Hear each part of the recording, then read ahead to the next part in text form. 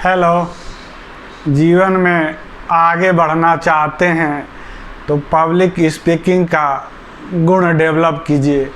अपनी बात को पहुंचाना अनिवार्य है, अपने प्रोडक्ट को पहुंचाना अनिवार्य है। देखिए, मैंने अपनी लिखी किताब प्रभावी संवाद कला में चैप्टर 36 तक मैंने आपको अच्छे से बताया है, हर एक चैप्टर के बारे में।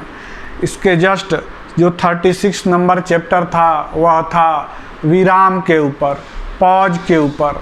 द ग्रेट इमर्सन कहते थे कि पब्लिक स्पीकिंग में सबसे महत्वपूर्ण चीज़ है वह है पॉज, विराम। जिसको पता है कि कब विराम लेना है वह सफल हो जाता है।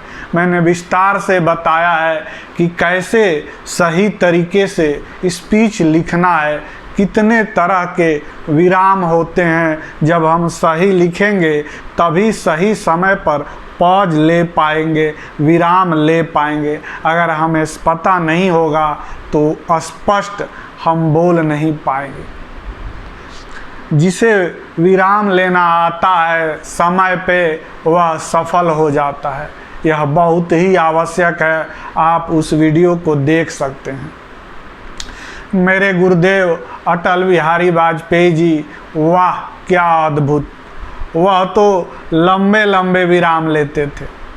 उनके जैसा होना तो बहुत ही मुश्किल है।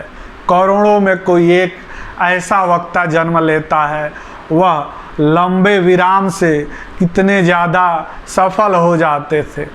हम सब उतना लंबा विराम तो नहीं ले सकते, नहीं तो श्रोता हमसे कट जाएंगे।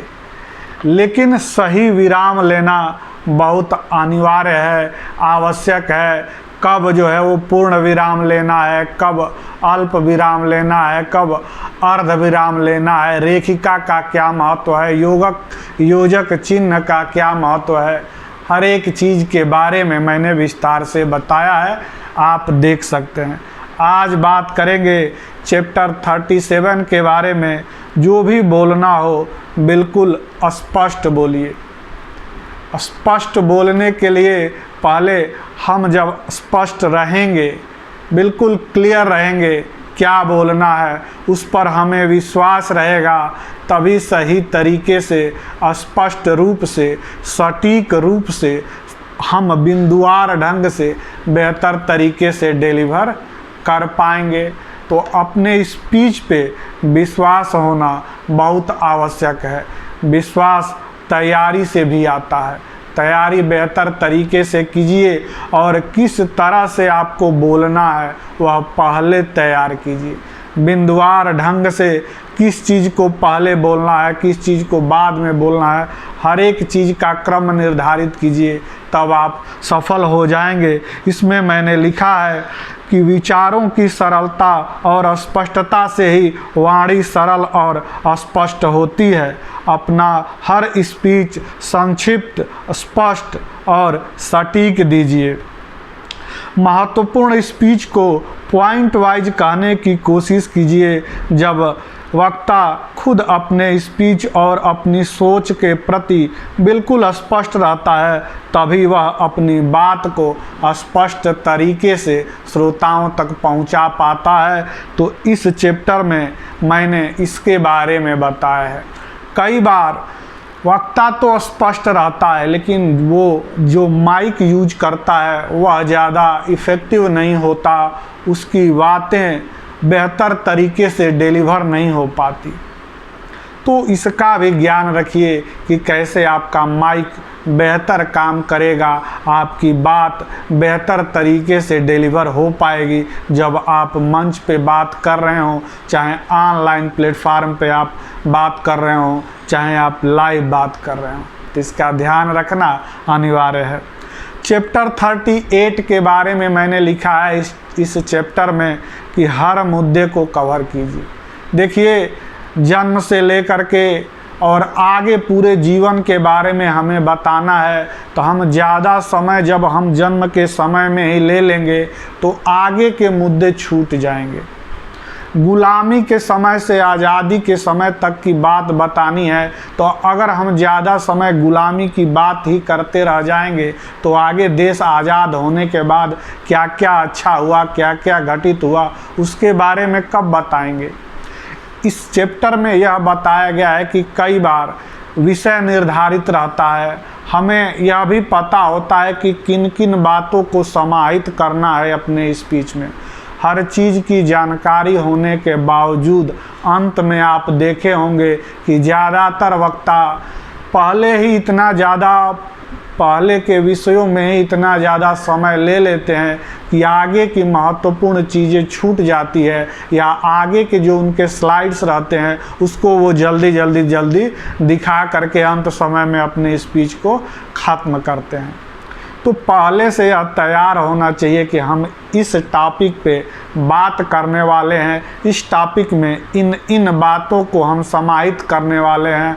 हर एक चीज़ पे हमें कितना समय देना है, यह जब हमें पहले से पता रहता है तो बेहतर तरीके से कर पाते हैं। नहीं तो कई बार ज़रूरी चीज़ें छूट जाती है, उनको बताने का समय नहीं मिल पाता है।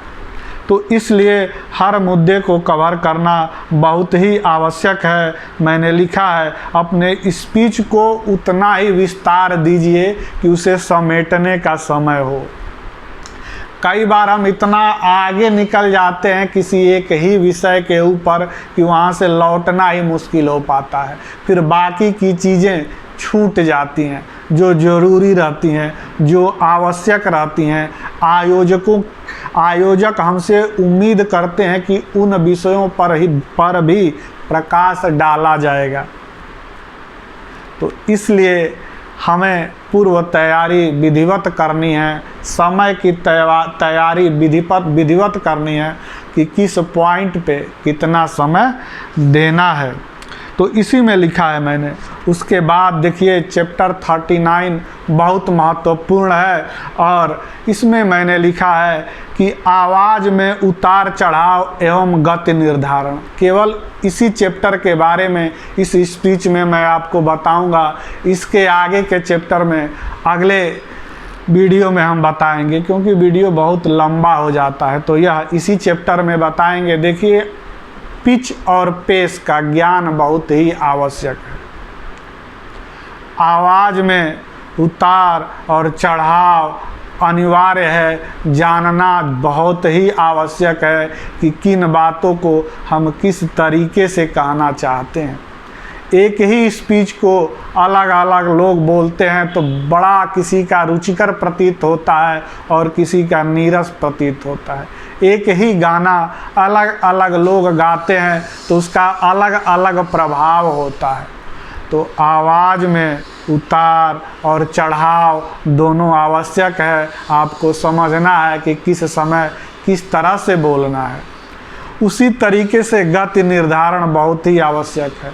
स्पीड, कई बार कुछ वक्ता बुलेट ट्रेन की स्पीड से चलते हैं। बुलेट ट्रेन फिर भी रुकती है अपने गंतव्य स्थान पर, लेकिन वो वक्ता रुकना नहीं जानते, कंटिन्यूअस चलते ही जाते हैं, बढ़ते ही जाते हैं, और एक वाक्य और दूसरे वाक्य के बीच में भी वो विराम लेना नहीं चाहते, नहीं ले पाते। कब एक बात शुरू हुई, कब खत्म हुई, कब दूसरी शुरू हुई, श्रोताओं को पता भी नहीं चल पाता है। तो इसलिए गति निर्धारण बहुत ही आवश्यक है, और जो है वो इतना स्लो भी नहीं होना चाहिए कि श्रोता कट जाएं, और इतना स्पीड में भी नहीं होना चाहिए कि श्रोता समझ ना पाएँ। तो इसलिए कैसे बेहतर करेंगे कि जब भाव परिवर्तन हो तो श्रोताओं को पता चल जाए, जब विषय परिवर्तित हो तो श्रोताओं को पता चल जाए, जब महत्वपूर्ण चीज़ें आएँ बीच में तो श्रोताओं को पता चल जाए। यह आवाज़ के उतार चढ़ाव और गति निर्धारण से होता है, विराम से होता है, बहुत सारी चीज़ों से होता है। तो फ्रेंड्स, इस वीडियो में इतना ही। थोड़ा थोड़ा सुधार करके आप बहुत आगे बढ़ सकते हैं, बहुत अच्छा वक्ता बन सकते हैं। निरंतर सुधार की ज़रूरत होगी। बहुत बहुत धन्यवाद, बहुत बहुत प्रणाम।